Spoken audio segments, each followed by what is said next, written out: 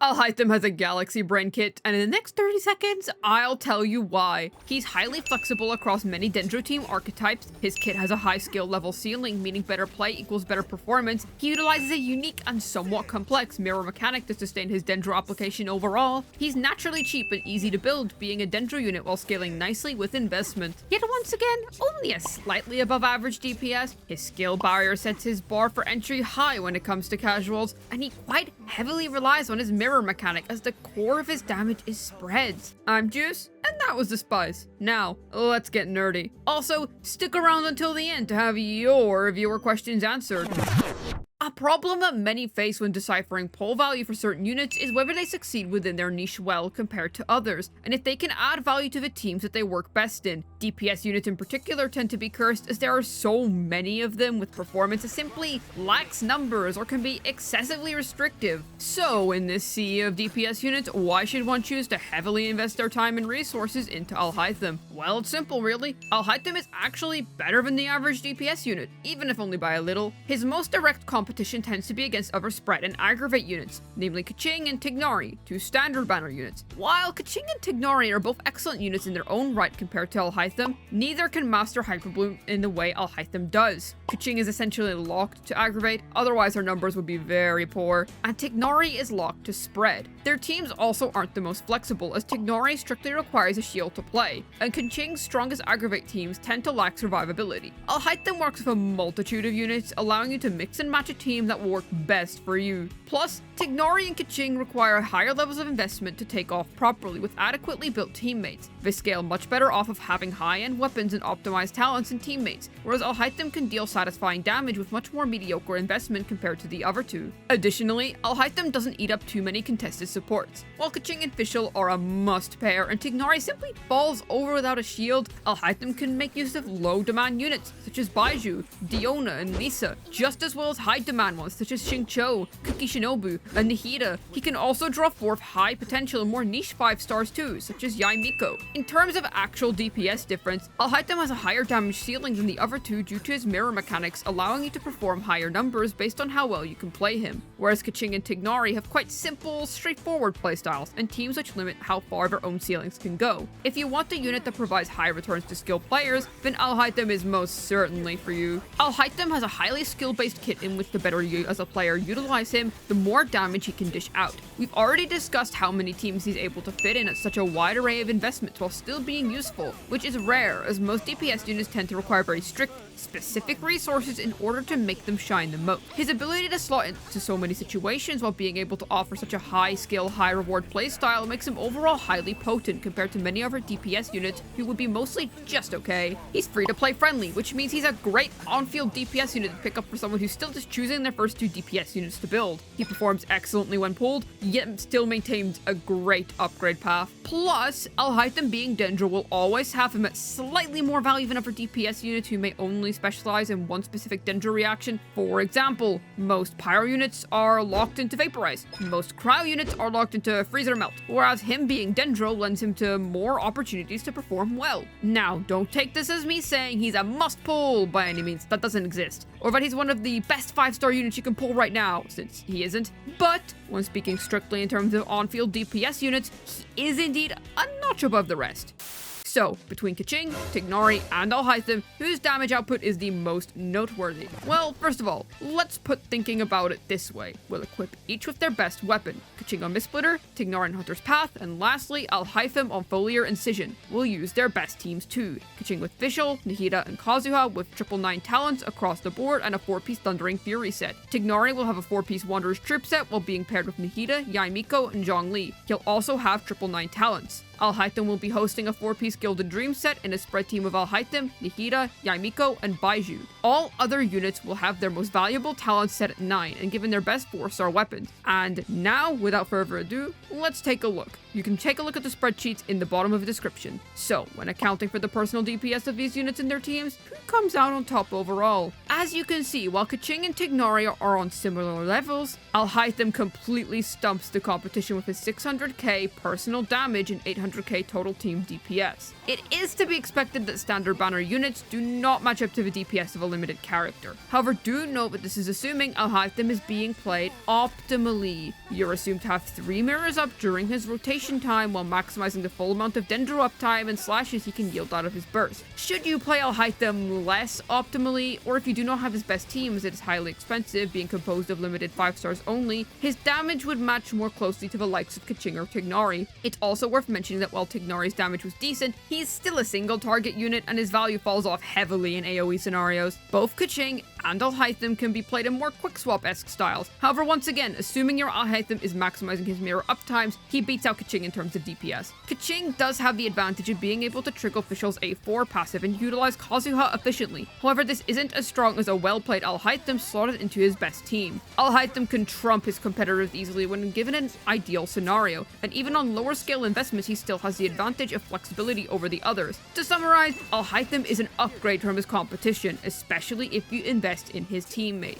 I'm not sure how many units there are in the game where a free-to-play, 3-star, easily refinable weapon such as Harbinger of Dawn can compete with said units' high-investment 5-star weapon options, even dueling against Mistsplitter and Haran. Because this is exactly the case with Alhaitham. Commonly, people say a unit is free-to-play friendly while still not truly understanding what that term entails, still requiring a certain weapon at R5, or maybe another 5-star unit or two to actually have their performance take off a little. Alhaitham isn't like this. Impressively enough, he can genuinely produce high-end 36-star quality damage with 3-star options paired alongside weaker teammates and still dish out incredible single-target and AoE numbers. To Alhaitham, cheapness isn't a handicap. The only handicap is the artificial one you may place on him if you cannot master his rotations properly. This man is genuinely a beast, and that cannot be understated. You could easily just slap Alhaitham with a Kuki Shinobu and call it a day. All other units simply add on to that. Plus, he is still able to scale excellently with upgrades as well. For example, Yai Miko being a nice upgrade for him in terms of helping him enable spreads more efficiently with higher DPS over Fischl, or obtaining Nihida. Yes, I know, you're probably sick of hearing that name by now, but she is a formidable upgrade to Alhaitham's spread teams. Plus, he has many different formations he can take within his team archetypes. When a unit can be played in a team,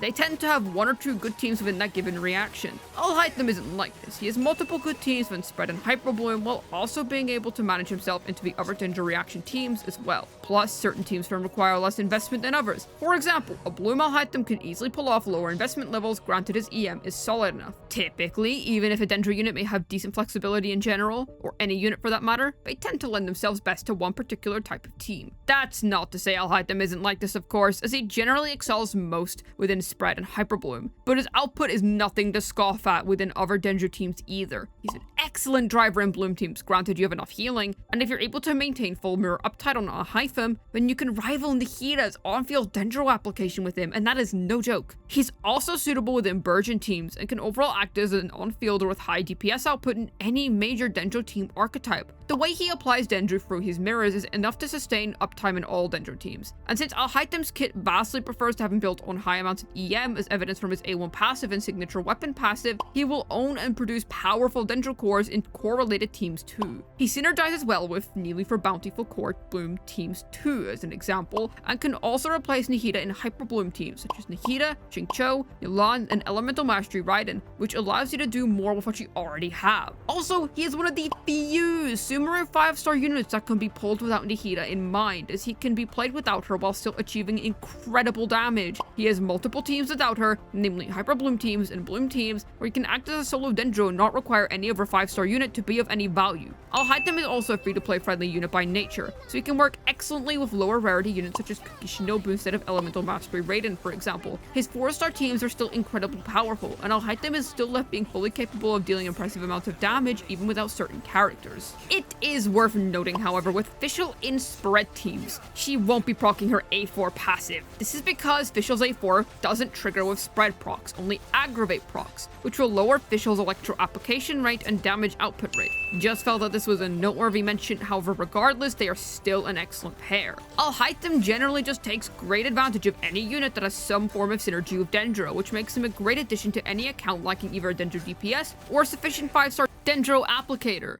This is a slightly ambiguous con, as it mostly depends on you as the player, but Alhaitham requires a lot of skill in order to be utilized fully. Many of the excellent pros I've mentioned about the character are only valid granted that you're able to manage his uptimes correctly. While he does have slightly higher pull value than a majority of 5-star DPS units, this isn't by any overwhelming amount, and you still have to be able to play him optimally to earn his highest performance. For example, another 5-star unit such as Yoimiya may have lower pull value for your account overall compared to Alhaitham, but she may be much easier to play, yielding more damage for you personally. His mirrors have their own separate cooldowns, and his rotations have to be managed in a way where you can maximize these uptimes to get the most use out of them, while maintaining your other teammates' buffs. His most optimal rotations tending to last within a range of 20 to 25 seconds. Now, this can be a net positive for many players that do prefer a character that is more complex in their gameplay to utilize, as this does mean Alhaitham has a higher damage ceiling than most, which is generally what pushes his value slightly higher than some other 5-star DPS units. To best compare,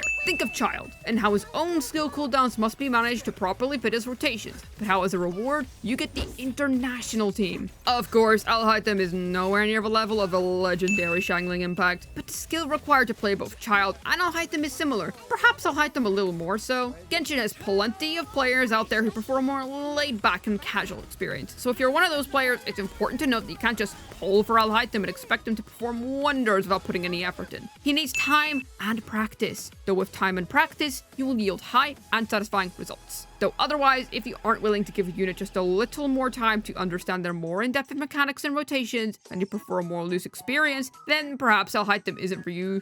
I've stated multiple times throughout the video just how fantastic Alhaitham's dendro application is, and how it can even rival Nihida's in an on-field setting. However, leading on from my last point, this is once again a highly skill-based mechanic that requires you as the player to pay close attention to how Alhaitham functions and his rotations. First of all, Alhaitham gains a mirror every 12 seconds from either his normal or charged attack, and his burst immediately grants him with 3. These all each have their own individual cooldowns and uptimes, and have to be managed separately in tandem with each other. You have to be able to make the most out of a dendro application he provides during the time in which he has 3 mirrors, and do your best to make sure he has as many mirrors as possible that the duration of his rotation. These mirrors are where Alhaitham gets his dendro application from, and with poor management of these mirrors, all you'll get are measly, useless physical attacks. Since his rotations and combos are quite versatile, and with many different complex ways of abusing them, you'd have to learn and practice how to keep his uptime constant enough to continuously have Alhaitham applying dendro. This heavily ties to the fact that Alhaitham requires some brain power to play.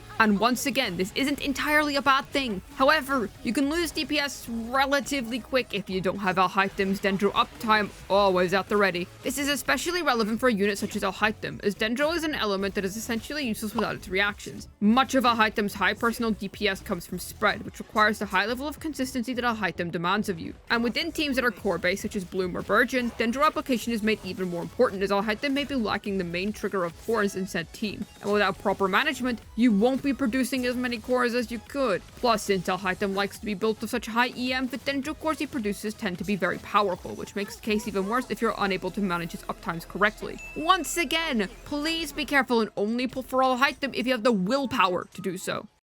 We've already discussed how free-to-play friendly Alhaitham is as a unit. However, this is pushed to the extreme with how poor his constellations are. To put it lightly, his constellations are pretty disappointing for a 5-star unit released in recent times, as they tend to either not work well with his standard kit at all, or add more caveats to his kit. Alhaitham C1, for example, reduces his skills cooldown by 1.2 seconds every time a mirror of his projects upon an enemy, which can be triggered once every 1 second. The thing is, Alhaitham's rotations last from around 20 to 25 seconds, give or take, and the only way his constellation could be weaved in feasibly is through a cut down 18-second rotation with Alhaitham. Constellations like his C2, which do carry some good value for Alhaitham, were made less impressive. It is simply more resourceful to invest into a C2 Nihida instead, as her C2 arguably provides more of a damage boost to Alhaitham than his own C2 does.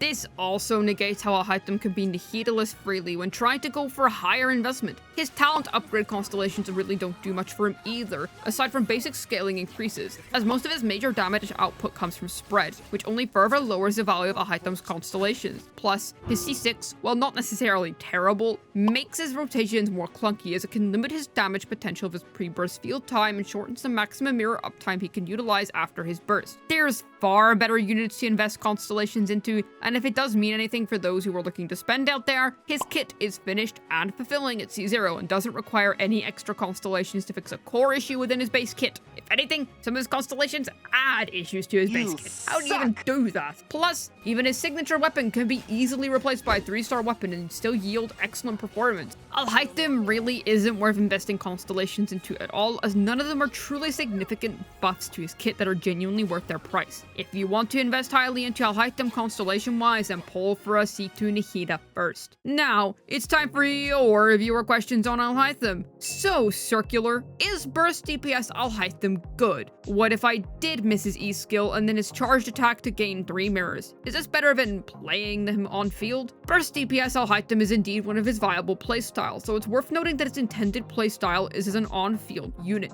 You can definitely weave his burst into your rotations if you have him partnered with another sub DPS like Yai Miko, for example, and your rotation seems decent, but it's always better to burst with 0 mirrors on Alhaitham when starting a rotation. Alright, name is Nam, what do we think about Alhaitham with Nahida and Kuki, or Yao Yao and Raiden for Hyperbloom? Assuming your last slot is Xingqiu, I would choose Nahida and Kuki. Nahida buffs Alhaitham's on-field damage nicely and is better utilized here over Yao Yao, since Yao Yao's healing requires her to be on-field to reap the most value out of it. Nobody will compete for field time in that team. Elemental Mastery Raiden is also fine to use over Kuki, but Kuki will cover you in terms of your healing requirements. Kian Marshall. How does Baiju change his teams? And is Hyperbloom better than Aggravate for him? Baiju replaces Zhongli in his spread teams and can replace a healer slot in Bloom teams, and is useful with his passive which buffs Alhaitham's spread damage. He can also comfortably trigger Dendro Resonance for him and reduces interruption resistance. Overall, a nice unit to pair with him, but it's still mostly just a luxury pick. Also, when Dendro applies itself upon Electro, that's spread, not aggravate. Hyperbloom is a great team for Alhaitham, though a high investment spread team may see higher numbers out of him. Hyperbloom teams are fantastic due to how cheap it is to get them to take off and draw 4 of high numbers. If you have Yai and Nahida, go spread in my opinion.